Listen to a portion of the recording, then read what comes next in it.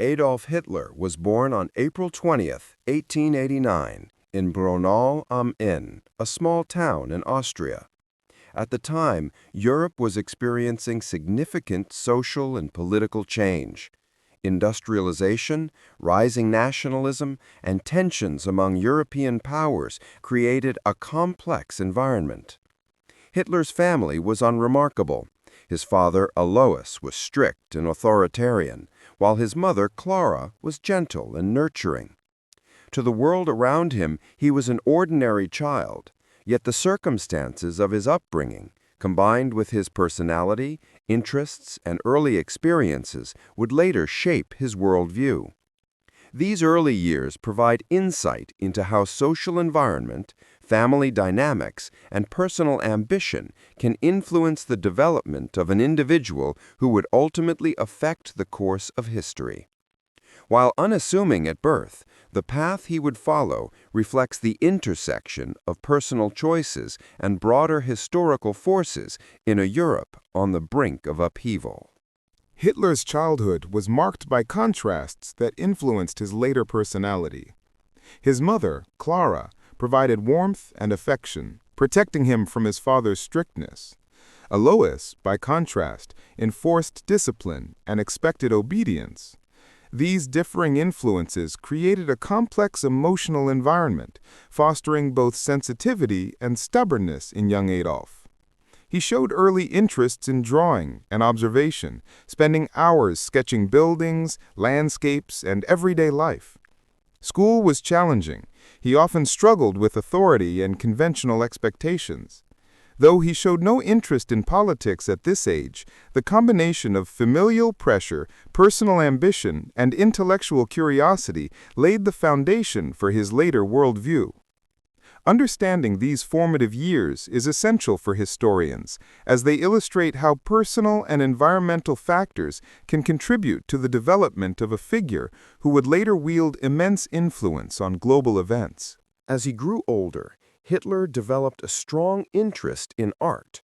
He dreamed of becoming a professional painter and devoted much of his time to drawing and sketching buildings, landscapes, and street scenes. However, his academic performance and personal temperament often conflicted with traditional schooling, leaving him frustrated. These early experiences, his dedication to art, combined with repeated challenges and rejection, shaped a pattern of resilience and obsession with personal recognition. While seemingly focused on creative pursuits, these years also cultivated traits such as meticulous attention to detail, intense focus, and an early awareness of how people respond to persuasion and aesthetics.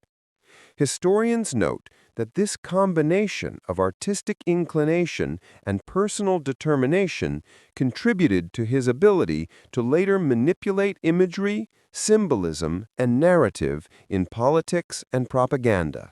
In 1907, Adolf Hitler moved to Vienna, seeking admission to the Academy of Fine Arts. Vienna, a vibrant and diverse city, offered opportunities and exposure to new ideas. Yet, it was also a place of social inequality, political debate, and cultural tension. Hitler was rejected twice by the Academy, a significant disappointment that ended his formal artistic aspirations. Life in Vienna was challenging.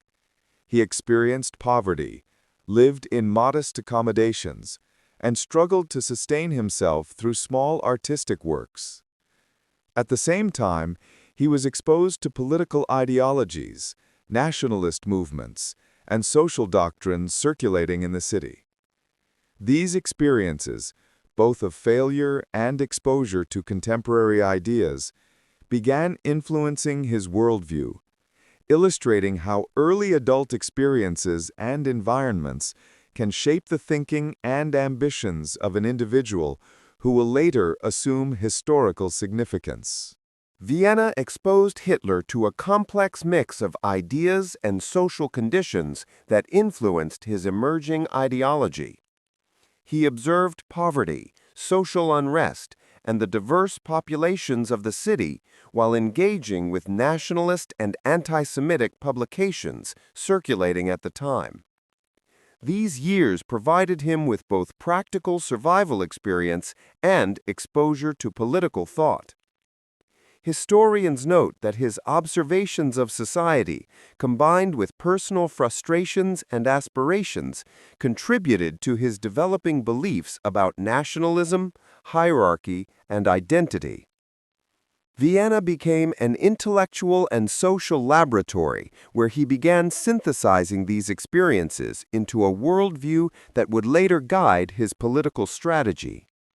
Understanding this period is critical as it illustrates how environment, personal circumstances, and exposure to ideologies can interact to shape the perspectives of individuals with significant historical impact. In 1914, with the outbreak of World War I, Hitler volunteered for the German army. Military service provided him with structure, camaraderie, and a sense of purpose he had not previously experienced. Serving primarily as a messenger on the front lines, he witnessed both acts of bravery and the brutal realities of war. He was awarded for his service, yet the defeat of Germany in 1918 profoundly affected him. These experiences shaped his understanding of nationalism, sacrifice, and perceived betrayal. The psychological impact of the war, combined with the social upheaval in post-war Germany, played a significant role in forming his political outlook. Historians emphasize that the interplay between personal military experience and the broader national context contributed to the foundation of his later ideology and ambitions. After Germany's defeat in World War I, the country faced political instability, economic hardship, and social unrest. Hitler returned to a nation grappling with loss and humiliation, conditions that shaped his worldview and fueled his sense of grievance.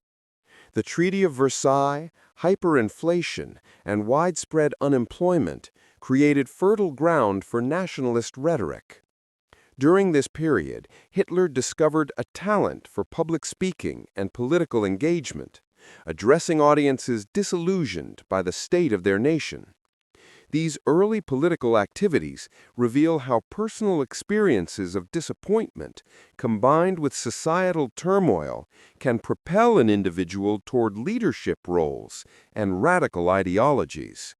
For historians, this phase illustrates the intersection of personal ambition, social conditions, and historical events in shaping influential figures. In 1919, Adolf Hitler attended a meeting of the small German Workers' Party.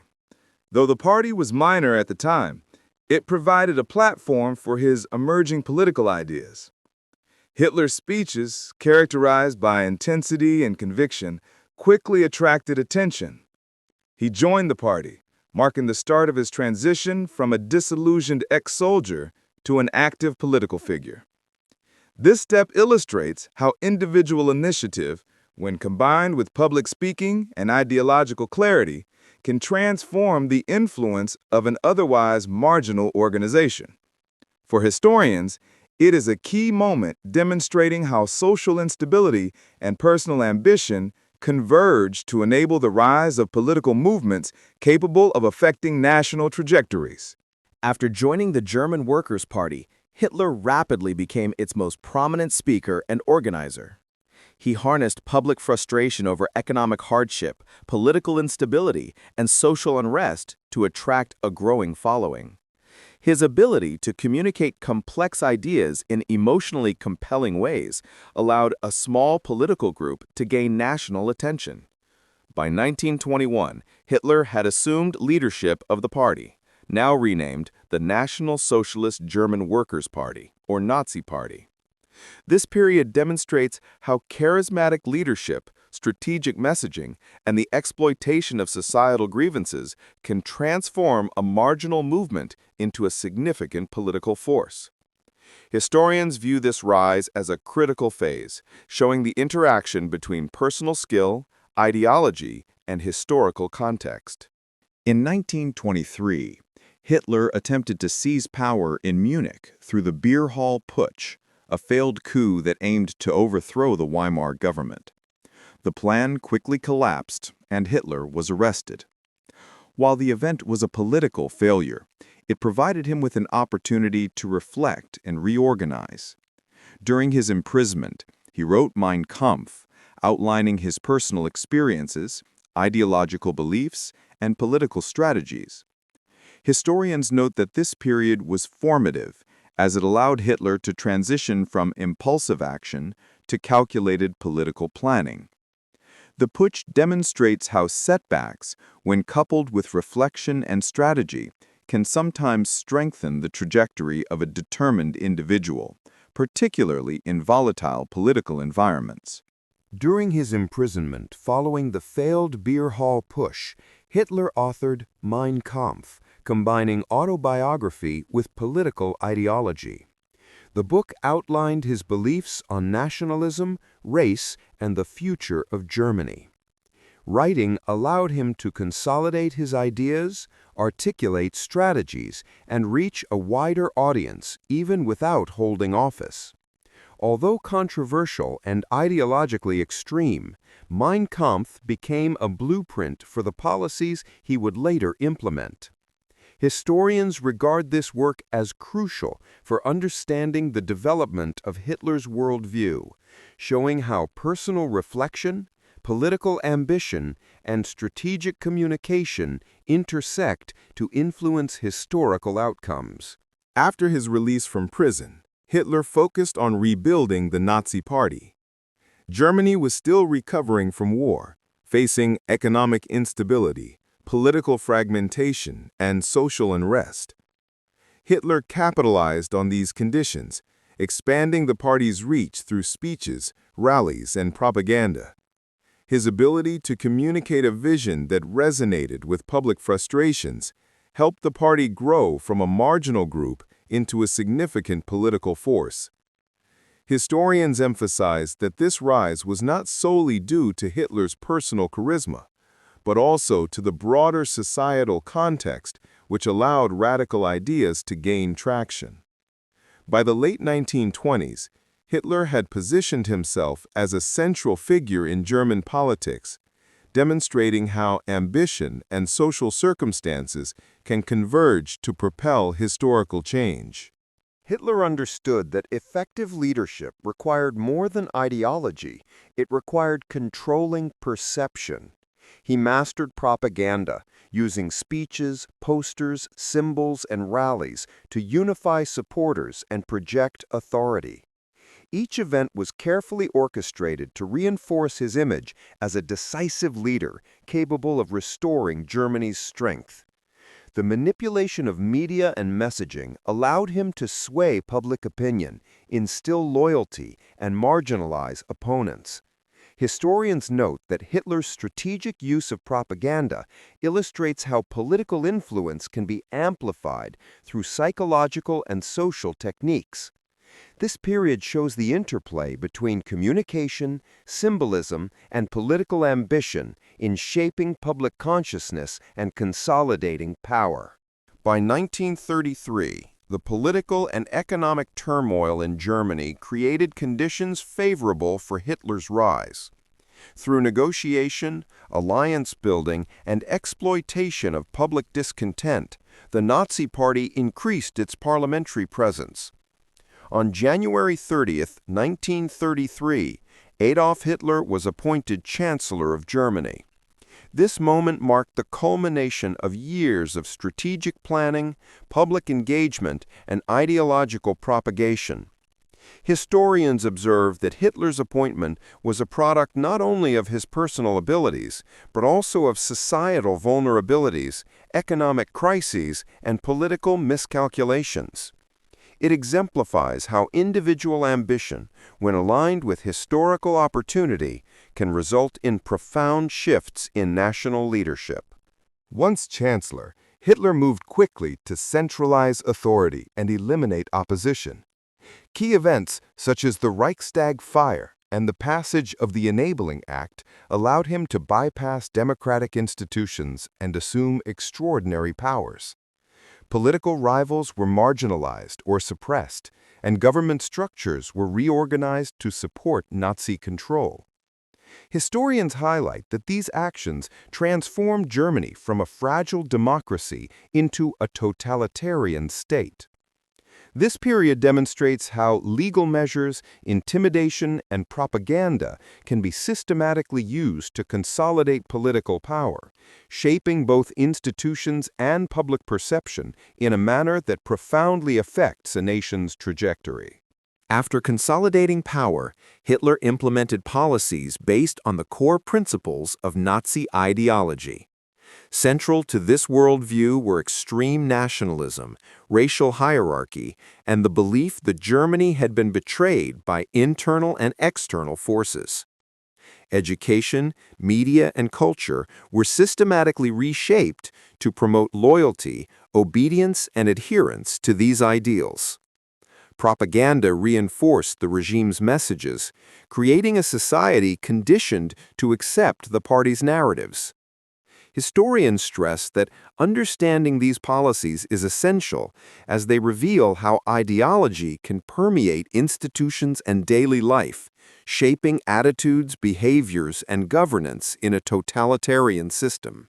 Hitler sought to restore Germany's military strength and expand its influence in Europe.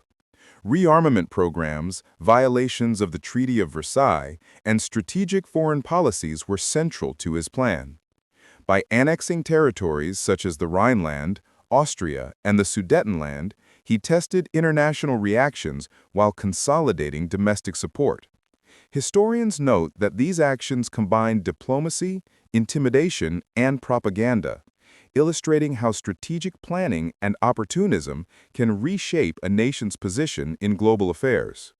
The approach laid the groundwork for the outbreak of World War II, demonstrating the consequences of unchecked expansionist ambition. By the late 1930s, Hitler's policies and ambitions had heightened tensions across Europe.